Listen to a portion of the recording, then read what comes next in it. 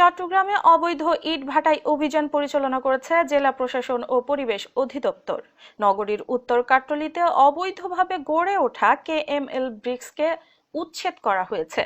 পরিবেশ অধিদপ্তরের কর্মকর্তারা জানায়, সিটি কর্পোরেশনের এরিয়ায় ইটভাটা তৈরির কোনো নিয়ম নেই। তারপরও বন বিভাগের সংরক্ষিত এলাকায় ইটভাটা তৈরি করায় কেএমএল ব্রিক্স গুঁড়িয়ে দেওয়া হয়েছে। অভিযানে নেতৃত্ব দেন জেলা প্রশাসকের নির্বাহী ম্যাজিস্ট্রেট ওমর ফারুক, পরিবেশ অধিদপ্তরের পরিচালক মোহাম্মদ নুরুল্লাহ নুরি। পরে নগরীর বায়জিৎ লিংক রোড এলাকায় আরো দুটি অবৈধ ইটভাটায় উচ্ছেদ কার্যক্রম চালানো হয়।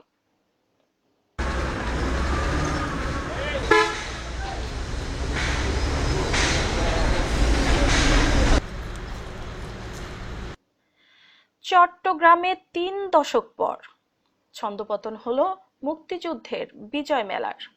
করোনা মহামারীতে এবার বিজয় মেলা হচ্ছে না, তবে 10 ডিসেম্বর বিকেলে এম.এ. আজিজ স্টেডিয়াম গোলচত্বরে মুক্তিযুদ্ধের শিখা প্রজ্বলন ও জাতীয় পতাকা উত্তোলনের মাধ্যমে মেলার কার্যক্রমের আনুষ্ঠানিক উদ্বোধন ও 14 ডিসেম্বর বুদ্ধিজীবী দিবসের আলোচনা সভা, সংবর্ধনা এবং 15 ডিসেম্বর বিজয় মেলার প্রয়াত চেয়ারম্যান এ.বি.এম. মহিউদ্দিন চৌধুরীর মৃত্যুবার্ষিকী পালন করা হবে। চট্টগ্রাম প্রেস ক্লাবে আয়োজিত সংবাদ সম্মেলনে এসব তথ্য তুলে ধরা হয়।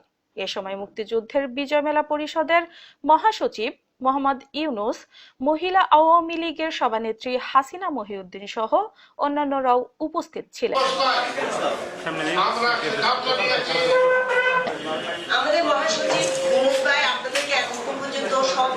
হেফাজতকে চট্টগ্রাম থেকে বিতাড়িত করা হবে বলে হুঁশিয়ারি দিয়েছেন চট্টগ্রাম মহানগর আওয়ামী লীগের সাধারণ সম্পাদক ও সাবেক মেয়র আ.জ.ম নাসির উদ্দিন।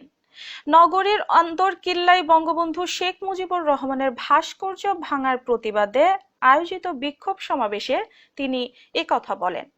এছাড়া বঙ্গবন্ধুকে নিয়ে ধৃষ্টতা প্রদর্শনকারীদের দৃষ্টান্তমূলক শাস্তিরও দাবি জানান তিনি। এ সময় বক্তব্য রাখেন ভারপ্রাপ্ত সভাপতি মাহতাব উদ্দিন, সহসভাপতি নাইম উদ্দিন, অ্যাডভোকেট ইব্রাহিম হোসেন চৌধুরী বাবুল সহ অন্যান্যরাও।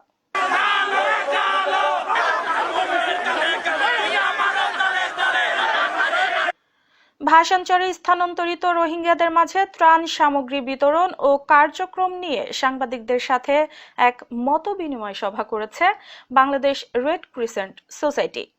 চট্টগ্রামে পতেঙ্গা বোট ক্লাবে আয়োজিত এ মতবিনিময় সভায় বক্তারা বলেন, রেড ক্রিসেন্টের কাজ হচ্ছে বিপদে আপদে মানুষের পাশে দাঁড়িয়ে মানুষের সেবা করে যাওয়া। বাংলাদেশ রেড ক্রিসেন্ট সোসাইটির কার্যক্রম এখন বিশ্বব্যাপী প্রশংসনীয় হচ্ছে।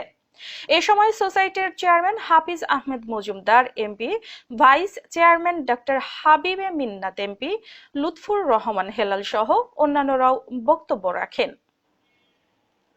Aruna Ahmed, S vision news, Chittagong.